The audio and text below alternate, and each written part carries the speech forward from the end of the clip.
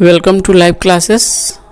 आप सबका एक बार फिर से स्वागत है हिंदी व्याकरण के इस एपिसोड में। तो हम लोग हिंदी व्याकरण पढ़ रहे थे। हिंदी व्याकरण के 2 क्लास हो चुके हैं और 2 क्लास के टेस्ट भी हो चुके हैं और टेस्ट में बच्चों ने अच्छे नंबर्स भी लाए थे। चलिए हम लोग क्लास 3 स्टार्ट करते हैं। ये क्लास नंबर 3 होगा, ठीक है। कहता है कि मनुष्य को अपने मन के भाव विचार प्रकट करने के लिए भाषा की आवश्यकता होती है। किसकी आवश्यकता होती है? भाषा की। यानी कि मनुष्य जब अपनी बात को बोलना चाहता है यानी प्रकट करना चाहता है उसे किसकी आवश्यकता होती है? भाषा की। और कहता है भाषा वाक्यों के मेल से बनती है। भाषा किसके मेल से बनते हैं? वाक्यों के।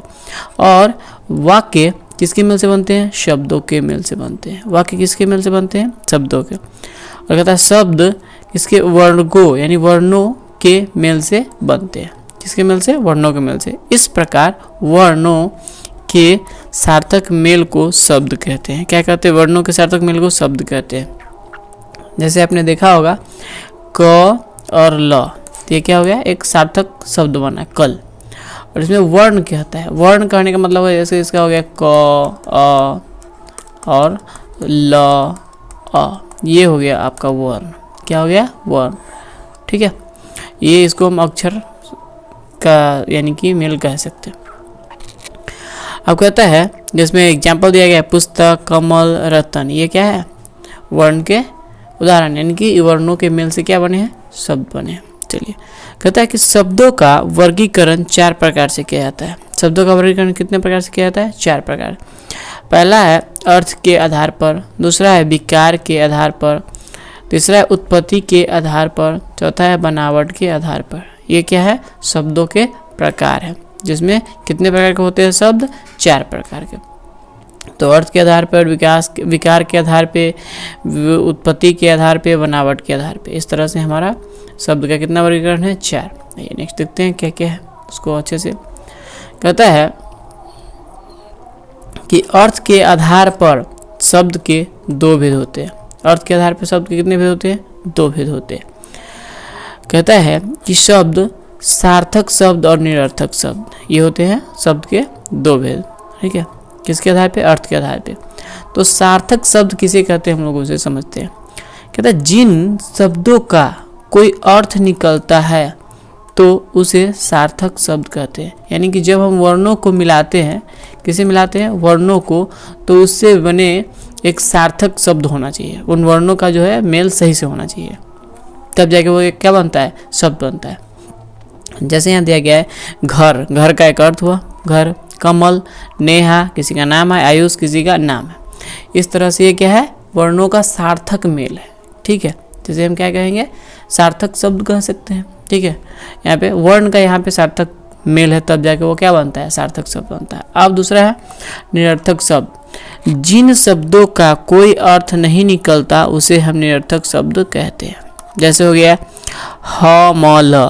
अब यहाँ पे वर्णों का सही मेल नहीं है, यानी सार्थक मेल नहीं है। ल, म, क, यहाँ पर भी क्या है? इसका कोई अर्थ नहीं है, इसका भी कोई अर्थ नहीं है, इसका भी कोई अर्थ नहीं है, इसलिए इत्यादि, इसलिए ये निरर्थक शब्द कहलाते हैं। वर्णों का यानी कि सार्थक मेल न होना क्या कहलाता है? निरर्थक शब्द कहलाता है। क्या कहलाता है? निरर्थक शब्द। अब नेक्स्ट है कि विकार प्रयोग के आधार पर, विकार या प्रयोग के आधार पर शब्द भेद प्रयोग के आधार पर हम कहता है हम शब्दों को 2 वर्गों में बांटते हैं, विकारी और अविकारी। कौन कौन? विकारी और अविकारी। किसके आधार पे? प्रयोग के आधार पे। पहला हमने देखा अर्थ के आधार पे, यहाँ पे हम लोग देख रहे थे, ठीक है। वो शब्द का कितने भाग है यानी कि वर्गीकरण किया गया था 4। पहला अर्थ के आधार पे, तो अर्थ के आधार पे कितने होते हैं? 2 होते हैं। कितने होते हैं? 2। इन दोनों का हमने परिभाषा देखा, यानी कि सार्थक और क्या था? निरर्थक। अब दूसरा है विकार के आधार पे। किसके? विकार के आधार पे, जो हमारा यहाँ पे है विकार के आधार पे क्या है? विकारी और अविकारी। कौन कौन है? विकारी और अविकारी। इसके भी 2 हैं। चलिए नेक्स्ट हम लोग विकारी और अविकारी को देखते हैं। कहता है विकारी शब्द क्या है? कहता है विकार यानी परिवर्तन। ये शब्द जिसमें लिंग, वचन, कारक आदि के कारण विकार यानी कि परिवर्तन आ जाता है, उन्हें हम विकारी शब्द कहते हैं। कहता है विकारी शब्द के 4 भेद होते हैं। विकारी शब्द के कितने भेद होते हैं? 4। संज्ञा, सर्वनाम, विशेषण, क्रिया। इसको भी हम लोग आगे अच्छे से पढ़ेंगे। तो ये हो गया विकारी शब्द के 4 भेद। और दूसरा हम लोग देखते हैं अविकारी। क्या देखते हैं? ये था पहला हमारा विकारी और ये दूसरा है अविकारी। कहता है अ प्लस विकारी यानी जिसमें परिवर्तन न हो ऐसे शब्द जिनमें लिंग, वचन, कारक आदि के कारण यह कोई परिवर्तन नहीं होता है उन्हें हम क्या कहते हैं? अविकारी शब्द कहते हैं। क्या कहते हैं? अविकारी शब्द। ये कितने प्रकार के होते हैं? 4 प्रकार के होते हैं, जिसमें हो गया क्रिया विशेषण, संबंध बोधक, समुच्चय बोधक, विस्मय आदि बोधक। ठीक है, ये चलिए नेक्स्ट हम लोग देखते हैं आगे। अब है उत्पत्ति के आधार पे, यानी कि शब्द के जो 4 भाग हैं उसमें क्या है? उत्पत्ति के आधार पे। पहला था अर्थ, दूसरा है विकार और तीसरा है उत्पत्ति के आधार पे। उत्पत्ति के आधार पे कहता है शब्दों को 4 भागों में बांटा गया है। कितने भागों में? 4, जिसमें है तत्सम शब्द, तद्भव शब्द, देशज शब्द, विदेशी शब्द। विदेशज जिसको कहते हैं विदेशी कहते हैं। चलिए इसका हम लोग परिभाषा आगे देखेंगे। यहाँ पर दिया गया है तत्सम शब्द। कहता है तत्सम शब्द तत् जोड़ सम शब्द से मिलकर बना है। किससे बना है? तत् जोड़ सम से मिलकर बना है। तत् का अर्थ है उसके तथा सम का अर्थ है समान, यानी उसके समान। किसके समान? उसके समान। संस्कृत के वे शब्द जो हिंदी में बिना किसी परिवर्तन के प्रयोग में लाए जाते हैं वे तत्सम कहलाते हैं। क्या कहलाते हैं? तत्सम कहलाते हैं। जैसे दुग्ध, रात्रि, जल, कवि, गुरु, फल, ये सब किसके शब्द हैं? संस्कृत के हैं, लेकिन इसका हिंदी में बिना कोई बदलाव के साथ प्रयोग किया जाता है। इसे हम क्या कहते हैं? तत्सम, यानी कि तत्सम जस के तस। दूसरा है हमारा तद्भव शब्द। यह शब्द कहता है यह शब्द तद जोड़ भव शब्द से बना है। इसका अर्थ है उससे पैदा हुआ है।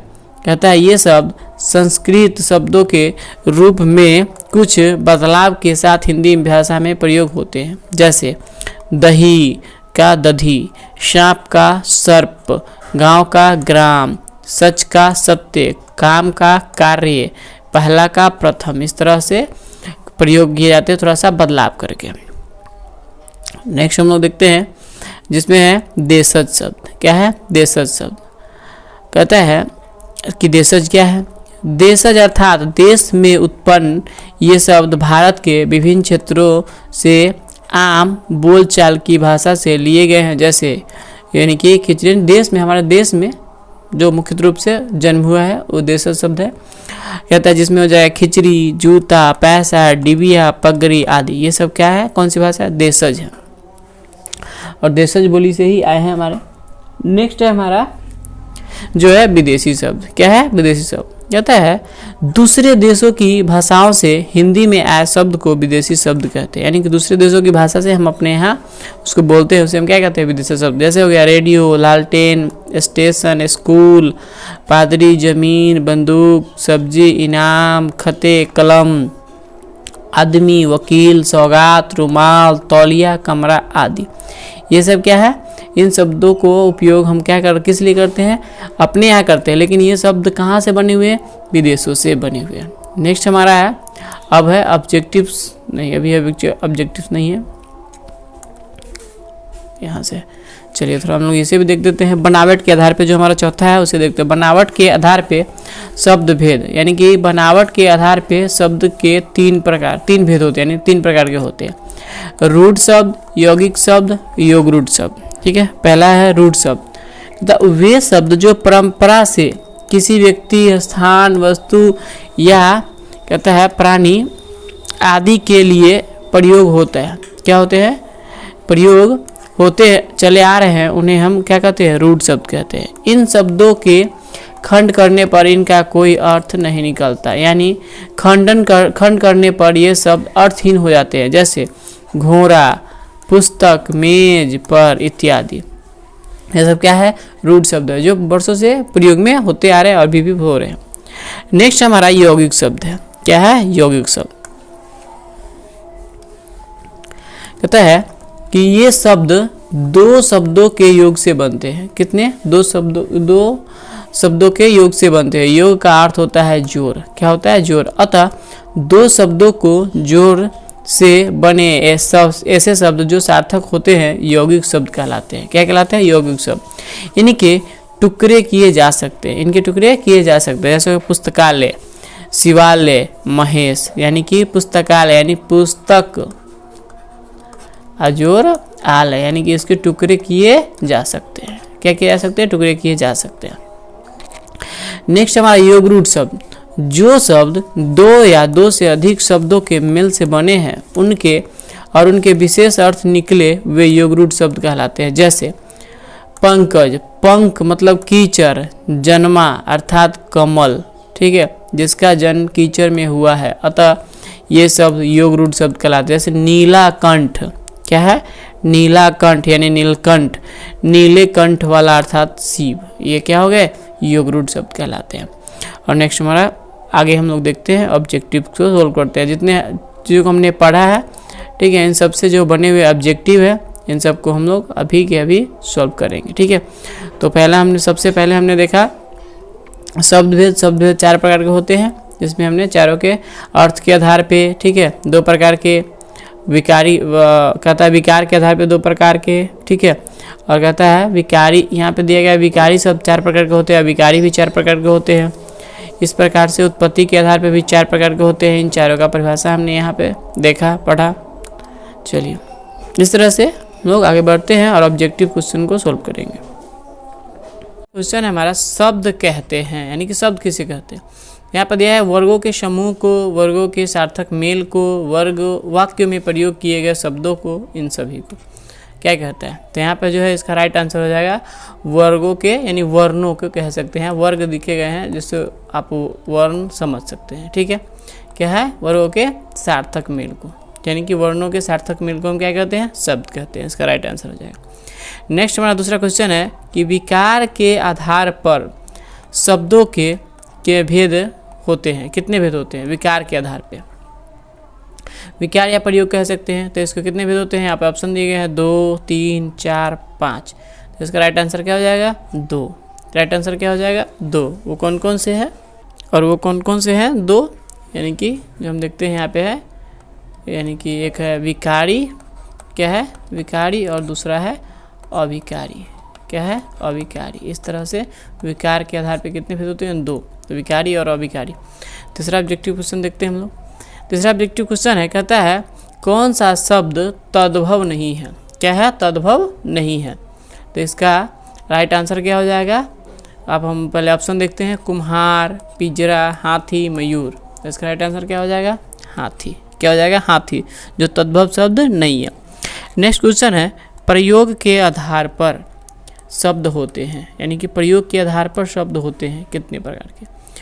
5, 2, 3, 4। तो इसका राइट आंसर क्या हो जाएगा? 2।